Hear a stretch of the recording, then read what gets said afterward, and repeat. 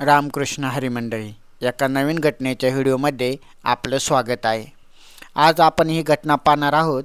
कशा प्रकारे एका दोन पोलीस अधिकाऱ्यांचा, एक महिला आणि एक पुरुषाचा एक ट्रेनिंगमध्ये किंवा पोस्टिंगच्या वेळी शारीरिक प्रेम प्रकरण होऊन त्याचे रूपांतर शारीरिक संबंधात होऊन नंतर एकमेकांच्या लग्नाला विरोध घरच्यांनी केल्यामुळे किंवा त्यांनी पण पुरुषांनी सुद्धा टाळाटाळ केल्यामुळे त्यांच्या प्रेम प्रकरणाचा कसा शेवट झाला आणि कशा प्रकारे पुरुषाला आत्महत्या करावी लागली हे आपण या घटनेच्या माध्यमातून पाहणार आहोत।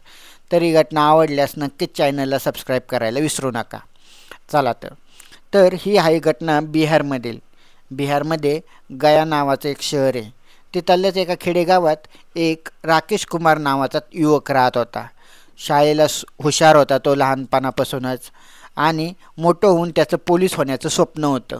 घरची परिस्थिती तशी साधारणच होती। आई वडील शेतीचे कष्टाचे काम करायचे आणि याला सुद्धा आई वडिलांच्या कष्टाची जाणीव होती, म्हणून तो आपल्या अभ्यासावर लक्ष केंद्रित करायचा आणि त्यांचं पहिल्यापासूनच त्याचं ध्येय पोलीस होणं होतं।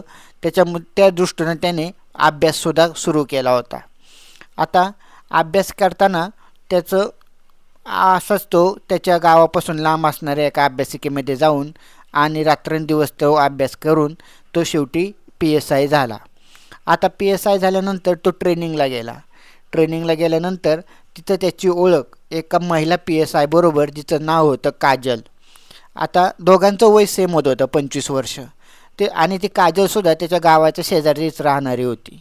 त्याच्यामुळे दोघांची ट्रेनिंगमध्ये सुद्धा ओळख झाली।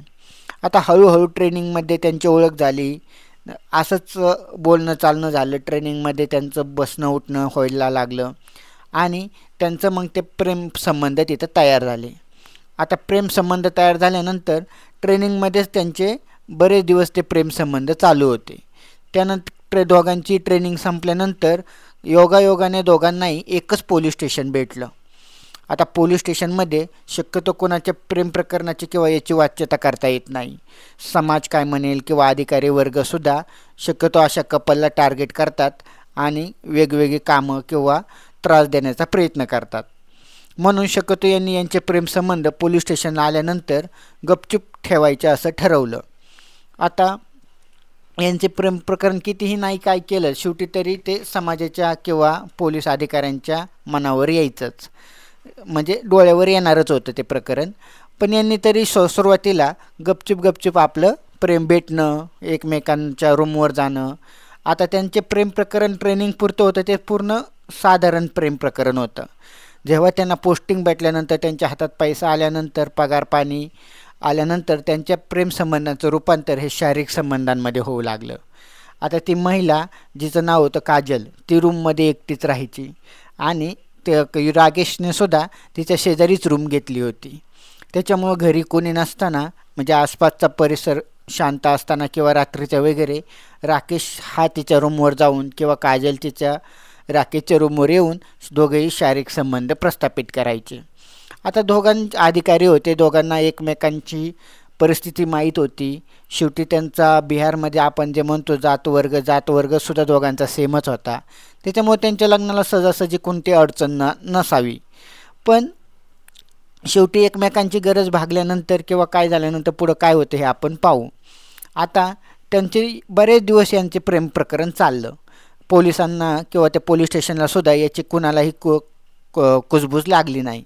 यांनी गपचूप आपले प्रेम प्रकरण आणि शारीरिक संबंध सुरू ठेवले होते। पण हळूहळू ते प्रेम प्रकरण त्यांच्या वरिष्ठापर्यंत पोहोचलं। आता वरिष्ठापर्यंत पोहोचल्यानंतर शेवटी सहजासहजी पोलीस स्टेशन किंवा समाज हे शक्यतो सहन करत नाही, म्हणजे त्यांच्यात दुरावा निर्माण करायचा प्रयत्न करतो। आता मोठे अधिकारी होते, त्याच्यामुळे त्यांच्या शक्यतो काहीच प्रॉब्लेम नव्हता। पण समाजाचा किंवा वरिष्ठांचा असा आक्षेप असतो की यांचं प्रेम प्रकरण इथं चालू असेल तर हे त्यांच्या कामावर दुर्लक्ष करू शकतात, म्हणजे त्यांच्या 24 तास डोक्यात तेच असेल असं त्यांच्या डोक्यात असतं आणि ते शक्यतो यांना विरोध करतात। म्हणून त्यांनी हा जो राकेश कुमार होता त्याची बदली ही पोलीस आयुक्तालयात केली, SP ऑफिसला। आता SP ऑफिसला बदली झाल्यानंतर तिथं त्याचं प्रेस रिलीजचं काम होतं, म्हणजे प्रसारमाध्यमांना ज्या काही बातम्या द्यायच्या असतात किंवा प्रेस नोट्स काढायच्या असतात ते तिथं त्याचं काम होतं। तो त्याचं काम प्रामाणिकपणे करत होता आणि जी महिला होती त्याची प्रियकर काजल, तिचीसुद्धा बदली तिथून गयापासून 31 किलोमीटर अंतरावर असलेल्या एका पोलीस स्टेशनला करण्यात आली. म्हणजे काय ते ह्या दोघांमध्ये दुरावा निर्माण करण्यात आला. आता जरी दुरावा निर्माण झाला आणि कामाच्या व्यापामुळं तरी ही एकमेकांना शनिवार रविवार किंवा सुट्टीच्या दिवशी एकमेकांना तिथून भेटायला यायची. फोन तर चालूच होता आणि शारीरिक संबंध प्रस्थापित करायचे. आता त्यांच्यामध्ये जवळजवळ 1 ते 2 वर्ष शारीरिक संबंध आणि प्रेम प्रकरण चालू होतं. आता शेवटी नाही म्हणले तरी एकमेकांच्या शारीरिक गरज भागवलीच होती. आता ते जेव्हा त्यांच्यात अंतर पडलं, म्हणजे जोपर्यंत ते जवळ होते तोपर्यंत त्यांचं सगळं व्यवस्थित चाललं होतं. पण जसं त्यांच्यात अंतर पडलं तसं इकडं पुरुषाचा सुद्धा कामाचा व्याप वाढला आणि तिकडे त्या महिलेच्या सुद्धा कामाचा व्याप वाढला. त्याच्यामुळं पहिल्यांदा ती जशी एकमेकांना वेळ देऊ शकत होती तशी ती आता वेळ देऊ शकत नव्हती. त्याच्यामुळं त्यांच्यातलं प्रेम हे थोडं थोडं कमी व्हायला लागलं आणि त्यांच्या नात्यामध्ये अंतर पडायला लागलं. पण शेवटी शारीरिक गरजासाठी तरी ते एकमेकांना भेटत आणि आपली शारीरिक गरज पूर्ण करत. अशातच आता त्यांच्यातले बरेच दिवस अंतर पडल्यानंतर काही दिवसांनी हा राकेशच्या डोक्यात घरच्यांनी लग्नाचा विचार घातला. आता त्याला जवळजवळ ही काजलपासून दुसऱ्या मुलीबरोबर लग्न करायचं होतं, कारण त्याची आता प्रेम प्रकरण शारीरिक गरज ही पूर्ण भागली होती. त्याच्यामुळे त्याने त्याला एक स्थळ चालून आलं. ती मुलगी दिल्लीला UPSCची तयारी करत होती. आता ती मुलगी दिसायला खूप सुंदर होती म्हणून त्याने तिच्याबरोबर गपचूप लग्न आणि साखरपुडा करून टाकला. याची इकडं काजलला थोडी पण माहिती नव्हती. मग एक दिवशी त्यांचं लग्न झाल्यानंतर 1-2 महिन्यांनी इकडं काजलला ही बातमी कळली. आता काजलला शेवटी सुरुवातीला खूप दुःख झालं की आपण एवढं याला शरीर दिलं, प्रेम दिलं, तरी याने आपल्याला धोका दिला.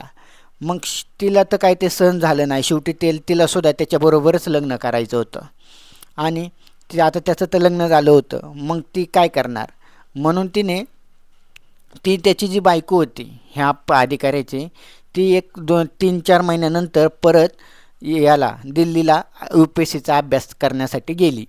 आता तो एकटा राहू लागला. म्हणजे त्याला त्याची जी शारीरिक गरज होती, पहिली बायकोकडून आता ह्या काजलकडून भागायची, ती आता स्टॉप झाली. त्याच्यामुळे त्याला परत ह्या काजलची आठवण येऊ लागली आणि त्यांच्यातलं थांबलेलं पूर्ण जुनं झालेलं प्रेम प्रकरण परत नव्याने सुरू झालं. आणि आता मात्र ही काजलच्या डोक्यात एक वेगळीच आयडिया होती, कारण तिला याच्याबरोबर लग्न करायचं होतं.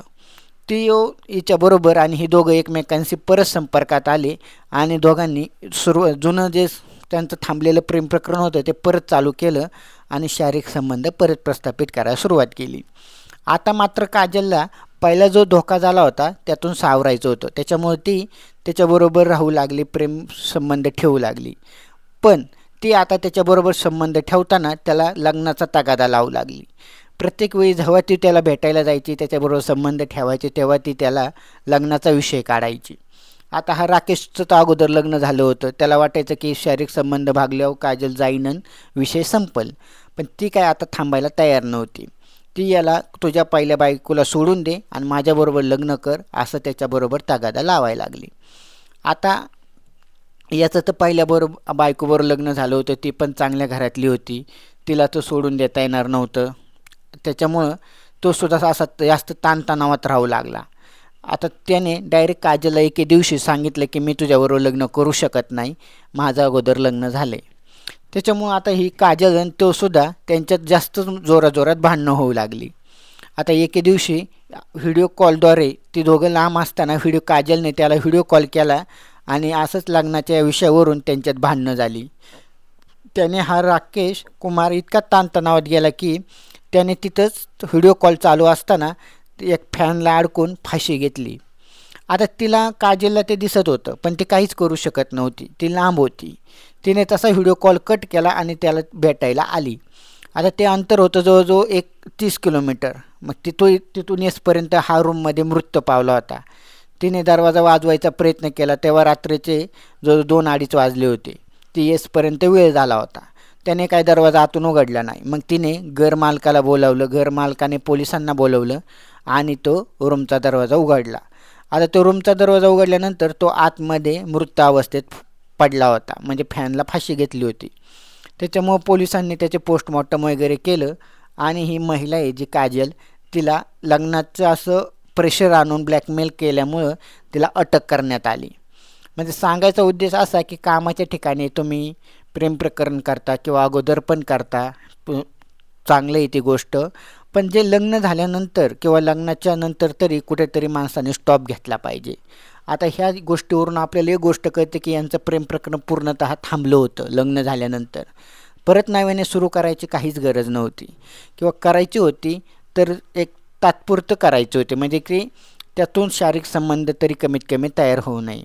आता ही काजलला अगोदरचा अनुभव होता, त्याच्यामुळे त्याने सुद्धा सावध पवित्रा घेत त्याच्याबरोबर लग्नासाठी तगादा लावला. कारण तिला माहीत होतं की एकदा याची बायको परत आली तर हा असाच आपल्याचा वापर करून आपल्याला सोडून देईल, म्हणून तिला त्याच्याबरोबर लग्न करायचं होतं.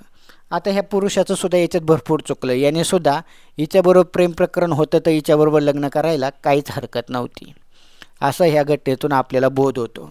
आणि शेवटी काही नाही म्हणलं तरी विवाहबाह्य संबंध किंवा अनैतिक संबंधांचा शेवट हा नेहमी वाईटच होतो. तर ही गोष्ट आवडल्यास नक्कीच चॅनलला सबस्क्राईब करायला विसरू नका आणि व्हिडिओला तर लाईक नक्कीच करा. रामकृष्ण हरी.